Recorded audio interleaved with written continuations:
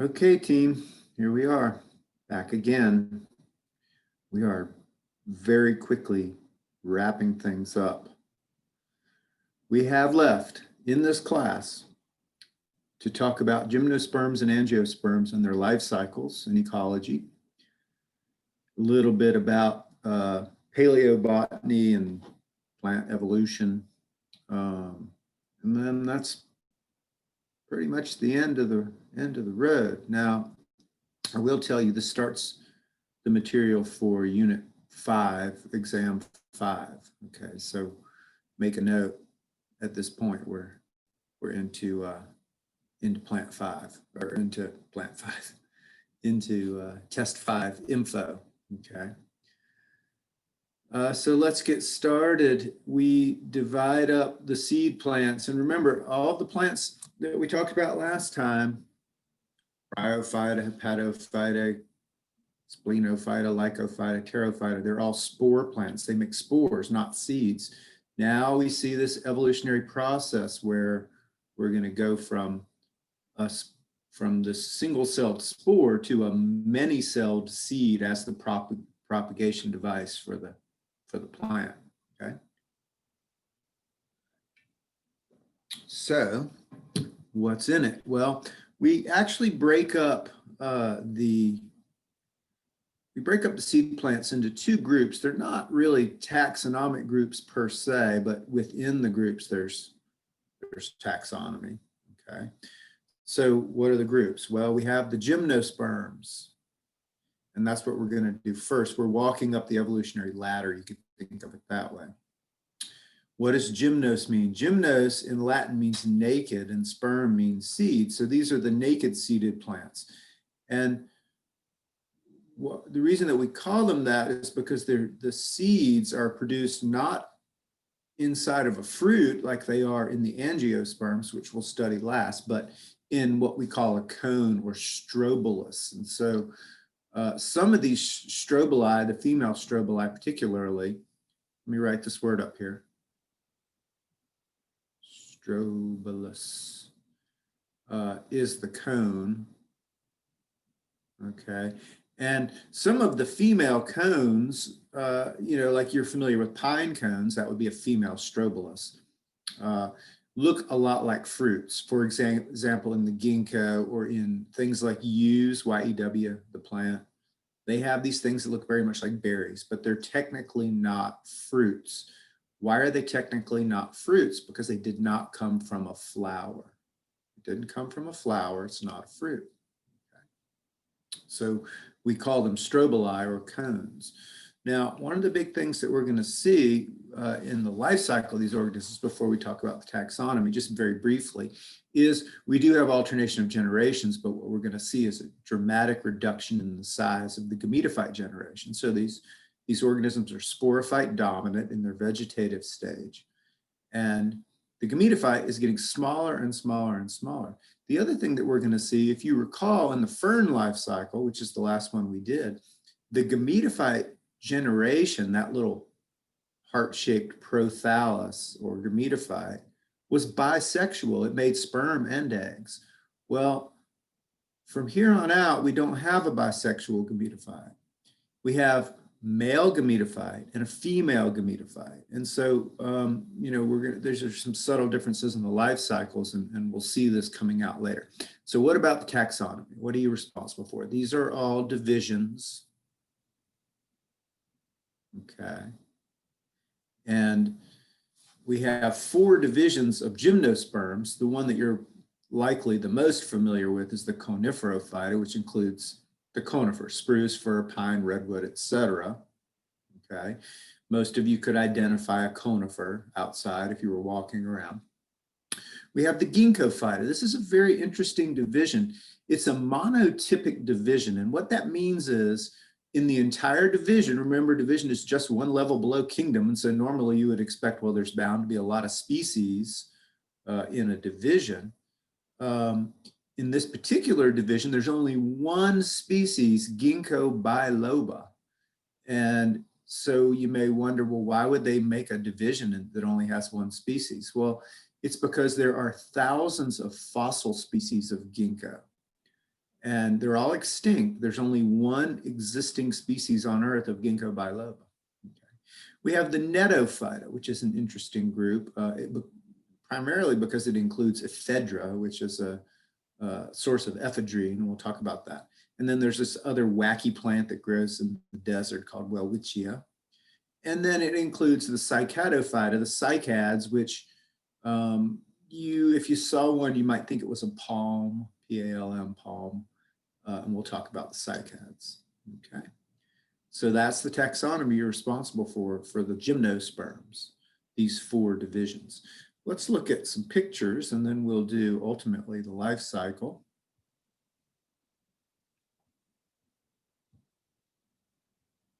So what about the Coniferophyta? Well, the Coniferophyta is amazing in its stature as a group of plants because it holds a lot of records. For example, the sequoias that grow on the West Coast hold the record for the greatest biomass. But we have to clarify single stem. We have to clarify this because there are clonal plants, for example, aspens. If you went and started genetically sampling a grove of aspen trees, you'd see that genetically they're all the same. They're all literally one organism, which is kind of wacky. But if you think about a single stemmed plant, the sequoias, which grow on the West Coast, have the greatest biomass of any single stem. They've done calculations. This one here is obviously not the biggest. The absolute biggest ones, they don't even really want to disclose the locations because they're afraid that some wingnut is going to go do something stupid. But calculations they've done on some 80,000 cubic feet of biomass just in the stem. So imagine 80,000 cubic feet just in the stem of this plant. It's a tremendous amount of biomass. So that's pretty cool. It also, this group, the Coniferophyta, also holds the record, for some of the oldest living plants.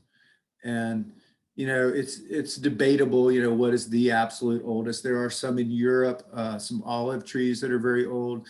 There are certainly some tropical trees that are very old. But just to give you an idea, the bristlecone pines, which also grow on the West Coast, 3,500 years old. That's really, really old. And if you look at this thing, you're like, geez, it looks about half dead. Well, if you were 3,500 years old, you look half dead too. That's what I would say. So these trees grow in just very harsh habitats. It turns out that the rings of the tree, which we've talked about before, are so close together because these trees grow so slowly. You need literally a dissecting scope or a microscope to count the rings. You can't even, your naked eye can't even differentiate between the rings. Okay. There's a funny story. It's not really funny, but there was a forestry student from NC State that went to study the bristlecone pines out in California, and he got teamed up with this rancher. And one of the things he was doing was aging the trees, and the way you do that is you take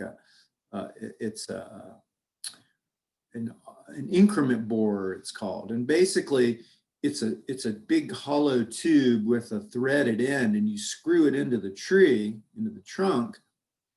When you get roughly to the center, you back it out, and it takes a core sample of the tree, and then you can count the rings and see how old the tree is. And that's what this graduate student was doing. Well, the graduate student got his increment borer stuck in the trunk of the tree, and he was whining and complaining to the rancher. And so then they took a little lunch break, and when the graduate student came back, the rancher had cut the tree down and handed the kid his increment borer. So the rancher had cut a 2,000-year-old tree down to get this tool out that the graduate student was complaining about. So the poor graduate student, you could imagine how they must have felt. Horrible story. At any rate, these are very old trees. Okay. And then it definitely holds, the Conifer Phyta definitely holds the record for the tallest tree. And this is true across the board. There's no trees taller than the redwoods. They can be 350 feet tall. And I think the tallest one is a little greater than that.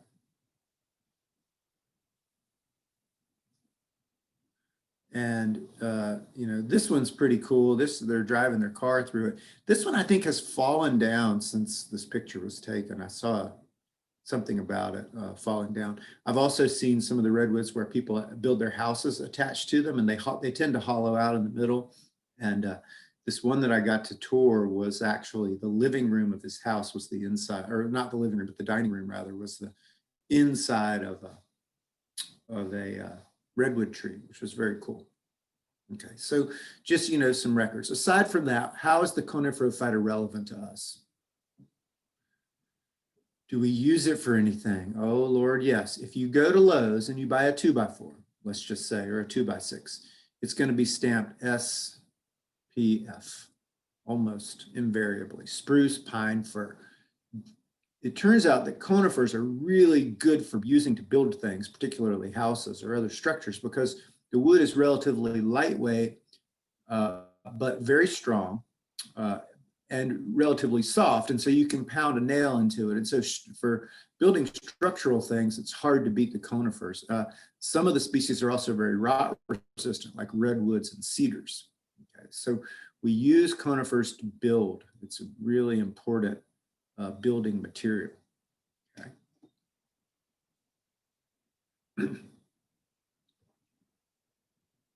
All right. So now we get to ginkgo phyta. Again, we have one species, ginkgo biloba. And now you look at this picture and, you know, there's some few things we could look at here. One is biloba. Well, what's bilobed about this plant? The leaf is very distinctive fan shape like this, and then it has this little notch in it. And you can see the little notch right here and right here. And so that's where the name ginkgo biloba comes from. And what about this thing? You know, it looks like a fruit. It's actually a fleshy cone. It's not a fruit, it's a cone. And so again, you know, we're not going to worry too much about the subtle differences of it, but suffice it to say, it didn't come from a flower. So if it didn't come from a flower, you can't rightly call it a fruit. Now, ginkgo you may have heard of ginkgo biloba probably because it is, as of late, been touted as a medicinal plant, primarily touted for its ability to, as a brain tonic, they say. And so what's the science behind it? Well, there is a little bit of science behind it. The idea is that the ginkgo is a very, you might say, weak vasodilator. And what vasodilators do is they open up your blood vessels. They're extrapolating from the idea that this thing is a vasodilator, that it would open up the blood vessels to the brain and more blood would get to the brain, and therefore the brain would function better. Okay, so you may see this in herbal supplements as, you know, a brain tonic or good for the brain, and that's the sort of the scientific explanation for it. And studies have shown, you know, in very large amounts, if you tincture the leaf, for example, it is a mild vasodilator. Well, if you use that logic, this stuff, Viagra, if ginkgo makes you smart, Viagra must make you really smart because Viagra is a very, very potent vasodilator. And so, you know, you can start thinking about science involved here. You know, the reason that Viagra works as a erectile dysfunction drug is because it dilates the blood vessels so much, it opens them up, allows the blood to flow, and it would allow the blood to flow to the brain as well.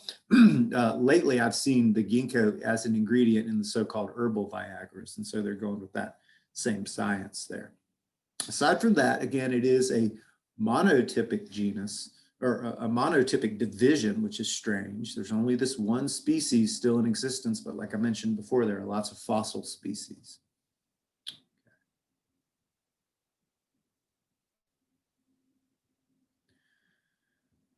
And then we have the Cicadophyta. This is an interesting group. Now, you may have seen these. These are native actually to the coast of South Carolina, probably up into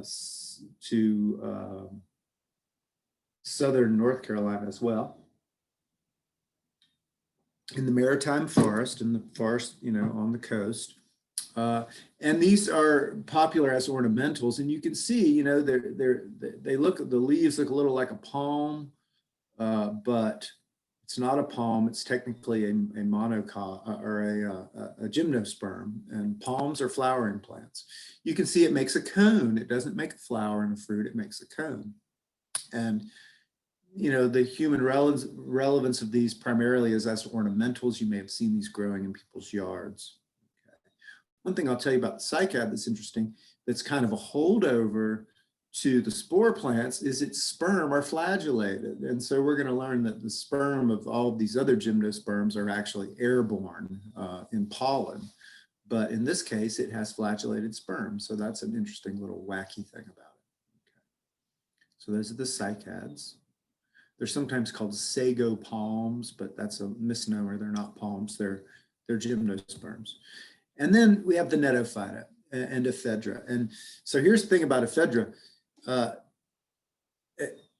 Ecologically, or we might say, if you're an evolutionary biologist or an evolutionary botanist, and you're trying to understand, how do you go from a cone to a flower or a fruit? Because that's the logical evolutionary advancement, is from the gymnosperm to the angiosperm. We went from cones being the reproductive structures or strobili to the flower or the fruit. Well, we don't have a very good fossil record of this transition. You would think there would be lots of sort of intermediate things. The Cnidophyta is as good as we get, and ephedra is pretty good. And so you start looking at these things and you're like, God, it's almost a flower, but not quite. It's still a cone, technically, a strobilus. So, there's just, we're not going to get into the subtleties of exactly how they're different. But, so there's that. But the other thing about ephedra is it contains a chemical called ephedrine. And ephedrine, it also contains pseudoephedrine. So there are these two chemicals which are kind of exactly the opposite of vasodilators. They're actually vasoconstrictors. And things like ephedrine and pseudoephedrine that are vasoconstrictors, they tighten up the blood vessel. They make the space smaller. And the impacts of this, if you ingest it, are a couple of things. It increases blood pressure, right? That would make sense. If the space is smaller, there's more pressure. And then they act as an amphetamine on the body. And so ephedra is a very strong, ephedrine is a very strong amphetamine. It speeds you up. If you've accidentally or maybe even on purpose taken more than the recommended dose of Sudafed, then you know this, right? It jacks you up. And so, people have traditionally made tea from ephedra and, drinking it. It's a common name of ephedra. It's kind of funny. It's called Mormon tea. It grows out west, and it's called Mormon tea because the Mormons don't take drugs, and so they don't use caffeine, but they'll make a tea out of the ephedra. So it's kind of ironic in a way, because ephedrine is even maybe more potent alkaloid than caffeine. The other thing is, if you've gone to buy some Sudafed lately from the drugstore, you may have noticed it's not as easy as it once was. And, so what did they want? They wanted your driver's license to buy a pack of Sudafed if you have allergies or a cold. The idea of the reason Sudafed works is because it shrinks the blood vessels. It stops the congestion a lot of times in your sinuses because there's less blood there.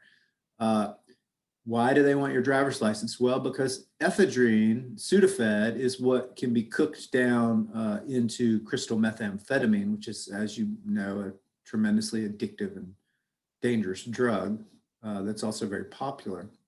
And so it used to be you could go in the drugstore and fill your cart with Sudafed and check out, and nobody gave it a second thought. But now, since that time, it's been regulated by the US government, and it is now illegal. If you try to buy more than 2 packs of Sudafed in a month, you're going to be on a list. Okay, so because of this, most of the methamphetamine business has moved south or north. They manufacture a lot of it in Mexico now, and it gets smuggled back into the US. So there's that. And then this last plant, which is also in the Netophyta, this last division, is called Welwitschia mirabilis. And it grows in this god-awful place. I only say it's a god-awful place. I'm sure it's very beautiful, but it's god-awful because it's so dry. They measure their rainfall. This is the Namib Desert in Africa. And they measure their rainfall in millimeters a year. Some years they get none. So it is literally the driest place on earth. And you can see nothing can survive there really, except for this one wacky plant, which is in the Netophyta. You can see this one could be 300 years old. That's the crazy thing. And you can see the tattered leaves, and it's just a very strange organism. Okay. All right. So that gets us through the taxonomy, and now you have a better idea of what's in this group. At this point, let's look at the life cycle of this organism, or of this division. And we'll do the Conifer Phyta as our sort of example. I realize this is a little bit hard to read, and there's a good bit of information on here, but we're gonna chalk and talk through it on the whiteboard here in just a second. So there's a lot more detail in this than you would be expected to know. But let's see what it says. It says, life cycle of gymnosperms. Gymnosperm definition: naked seeded non-flowering plants are called gymnosperms. Life cycle: gymnosperms show a clear alternation of sporophytic and gametophytic generations. And so it's going to be alternation of generations. The plant body is sporophytic generation. So, you know, if you think about a pine tree, that's all sporophyte. What does that mean? It's diploid, right? Every cell is 2N, got 2 sets of chromosomes. The gametophyte generation is very much reduced. It has completely lost independent existence. And so now think about that let's go all the way back to ova, right? Sporophyte, gametophyte, you couldn't tell them apart. They were identical and they were both free living. Think about, then we fast forward to the fern. Well, there's still, the sporophyte is larger and the gametophyte is smaller now. But remember, that gametophyte is still a free living thing. It lives on its own. It's not attached. Now, the gametophyte is even further reduced. It's even almost microscopically reduced. And it is no longer free living. It is permanently attached or attached to the sporophyte generation. So let's hop out of this. Let's go to our handy chalkboard here. Oh gosh, look, here's just as we talked about, the fern life cycle. There's the sporophyte. There's the gametophyte. The gametophyte's free living. It's not attached to the sporophyte. Okay. So let's look at the gymnosperm. Now, right away, you know, we'll draw our little pine tree here. And this is the sporophyte. And the norm, just to be clear, the norm for sporophytes of gymnosperms is that they're bisexual. So this individual sporophyte can make both male and female parts. Okay. And so we're going to go through the female part and we're going to go through the male part. What are we trying to do? We need to make ultimately gametes, right? That's the goal. Sporophyte is going to ultimately, you know, we need to get to haploids so we can do fusion and then back to diploids. So let's see how this is going to work. So it turns out that the strobilus strobili come in female and male.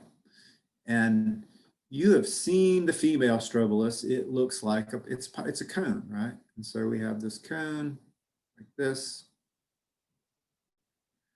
And then the male is also a cone. It's much smaller. You've seen it on pine trees. It's what the pollen comes out of on the pine. And we'll go back and look at some pictures once we're done with this life cycle. Okay.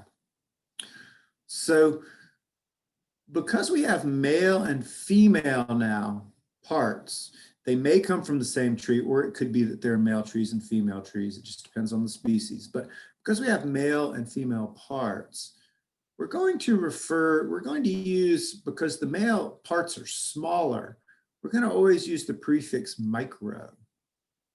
And because the female parts are bigger, we're going to use the prefix mega.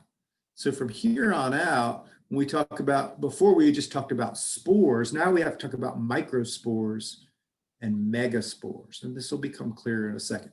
So if you dissected out one of these little male strobili, let's make it big like this. And what we have are these little chambers here on either side. And inside these little chambers are cells. Everything is still diploid, right? We haven't done meiosis. So these cells in here we're going to call, remember the spore mother cells? Well, that's what they are, but because they're the male, we're going to call them microspore mother cells. There's still two N, right? Now, what are those microspore mother cells going to do? Well, you can bet they're going to do meiosis. We got to get the haploid. And so I'm just going to draw one of those like this, with its little chamber. And now I'm going to draw the tetrads. Remember the tetrads that we drew before? And there's four, but again, I'm showing three because the fourth one's on the back side. I'm trying to be artistically correct. Okay. So what are these things inside of here? These are tetrads. Tetra is 4, and we get 4 cells from one microspore mother cell. You get 4 microspores. Okay. And eventually the male strobilus, these little chambers here, they crack open and out come the spores. And so let's just draw, and remember there's 4 stuck together, but they come apart. Okay. So we're going to say spore release. And now I'm going to draw one spore. Oh, shoot. Let me do it in the same color just to be correct.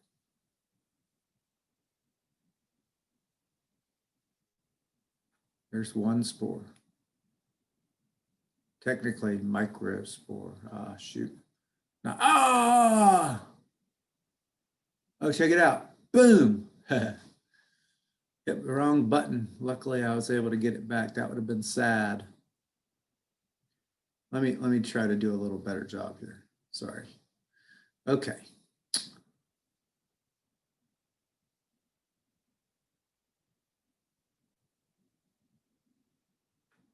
Now, what is this? It's one microspore. Okay. Now here's a crazy thing that happens. We need a gamete. We have a haploid. This has got to be haploid. These have got to be haploid. They're the products of meiosis right here. Okay. What does it do? It divides. It does mitosis once, and then we would get 2 cells like this. And then it does mitosis again, and we would get 3 cells. 1, 2, 3. I know this is wacky, y'all. This is mitosis. Mitosis doesn't change the ploidy. Now, when the first mitosis happens, this is called the generative cell. And this is called the tube cell. And the generative cell is the cell that actually does that second mitotic division. And these are the sperm. And there's two of them. And this is still the tube cell. Okay. What are you looking at? Well, you're looking at, believe it or not, the gametophyte generation now. Okay. So like we said, the gametophyte generation has been greatly reduced. Now we have male and female gametophytes. This is the male. We haven't seen the female yet, but we will. Okay. And the male gametophyte generation has been reduced down to 3 cells. And you know what this thing is. You've seen it. This is the microgametophyte. A lot of writing here. Is what? The pollen grain, right? So the pollen grain is the male gametophyte in the gymnosperms. And we're going to see, guess what?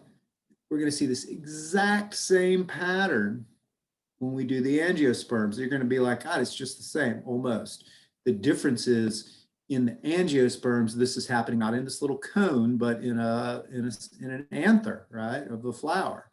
The only difference. Everything else is going to be exactly the same. And so some of this terminology, tube cell, generative cell, microgametophyte, pollen grain, all going to be the same. All going to be the same. So now we have sperm. We have these 2 sperm in the pollen grain. And I'm going to draw some wings on here. Gymnosperm pollen is almost exclusively transferred by wind. The one exception we said was with the cycads, which are flagellated. But for the most part, these pollen grains have wings and they fly through the air. You've seen them on your car. It's a little weird to think when you see the pollen on your car. It's plant sperm, y'all. There's plant sperm all over my car. We need an egg. How are we going to get an egg? Well, I don't have a lot of room here. I'm going to go back this way here. It'd be nice if it was all on the same board. So let me go over here. Let me go down here. Okay, I'm going this way now. Whoop.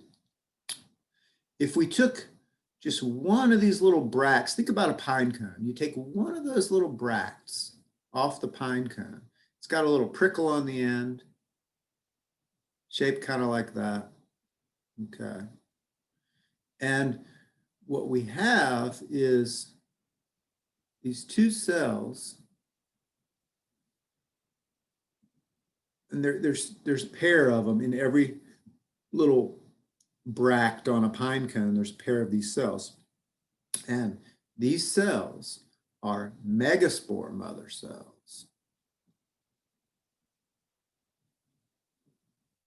We're still 2 in, right? Because we haven't done meiosis yet. Okay. You can guess what those megaspore mother cells are going to do. Dun, dun, dun, dun. They're going to do meiosis. And now look what we get. This is really interesting, y'all. I should have done different colors for the ploidy, but I didn't. It's okay. We get this weird thing. It's called a linear tetrad. 1, 2, 3, 4. 1, 2, 3, 4. Remember, when you do meiosis, 1 cell gives you 4. Okay, but in this case, rather than making sort of a ball of 4 cells, they do this linear thing, and it's not a big deal. It's no different. It's just the way that their cells are arranged. We call this a linear tetrad. Okay, of what? Megaspores, right? Now, here's a weird thing. 3 of these just die, and I don't know how else to explain that, to just say that 3 of the 4 cells just kind of degenerate. 3 go away, and then you're left with 1 on either side. Okay, so we're going to say 3 die. Okay, and so now we end up with 1 megaspore There's our little bract. We end up with a single megaspore there and a single megaspore there. Now you have to be careful, you know, this picture and this picture look just the same. This is pre-meiosis, this is post-meiosis, so just be aware they're not the same, okay? Now, what we're dealing with here is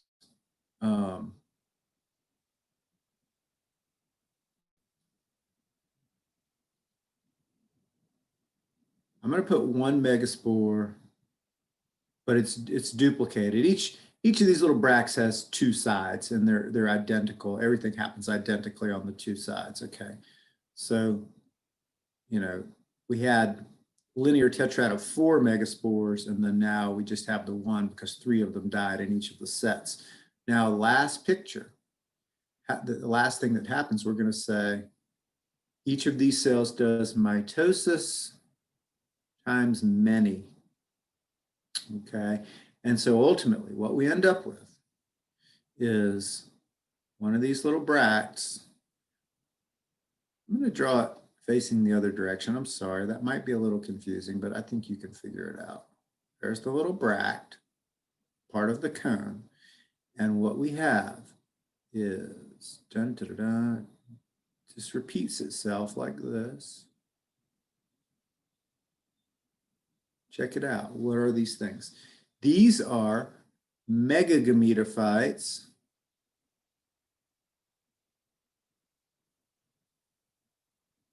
with egg.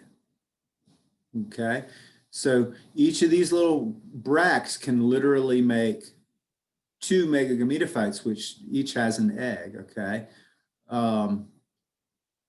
and so, you know, how many cells is the megagametophyte generation? Thousands of cells. It is greatly reduced, but it's still, that consists of thousands of cells, whereas the microgametophyte, the male, is only 3 cells. Now you can guess what's going to happen. We got an egg, we got some sperm, and yep, that pollen grain is going to land, and wind is carrying the pollen everywhere. One of those pollen grains is going to land somewhere about right here. And the tube cell literally germinates and grows and makes this tube, which connects the sperm and the egg. Sperm comes, boom, fusion, finally. Right? Now we have a zygote. And that diploid zygote, we're back to diploid. From the zygote, I know I'm really out of room now. Geez Louise, I'm sorry.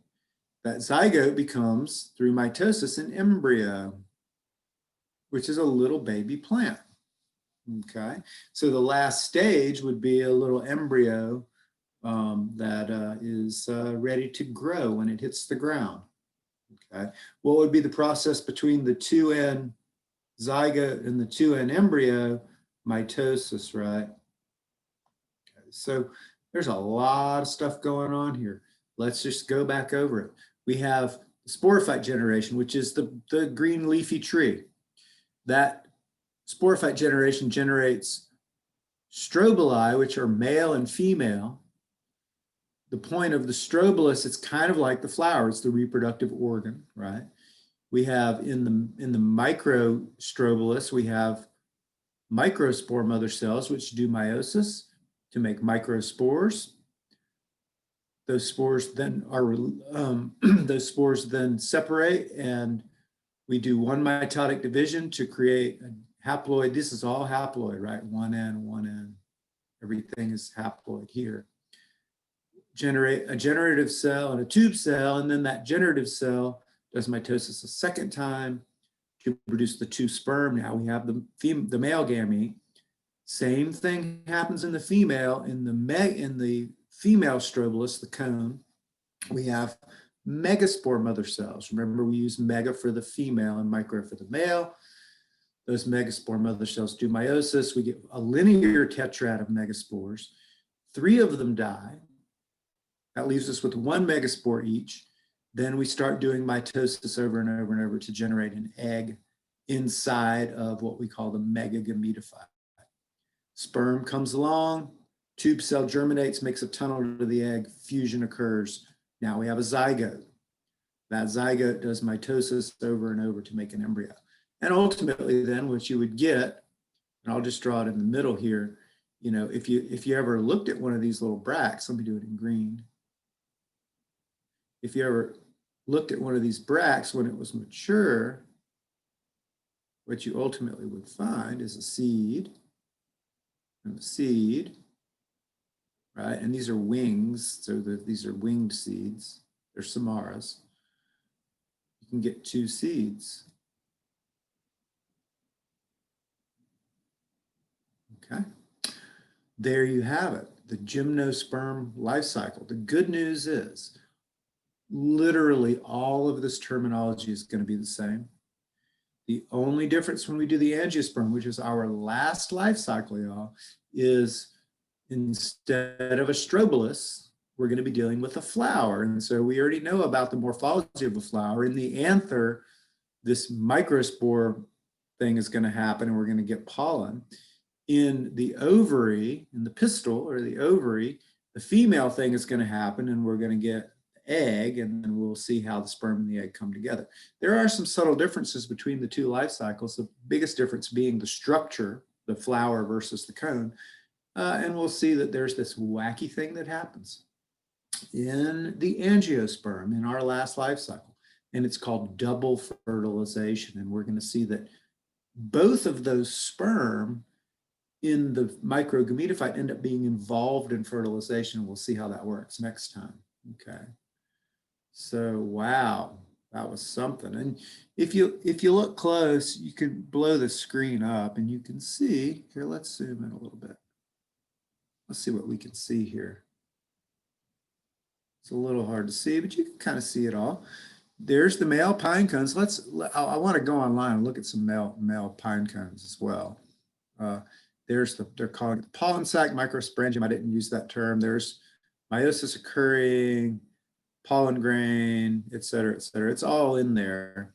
Let's just very quickly before we finish up, look at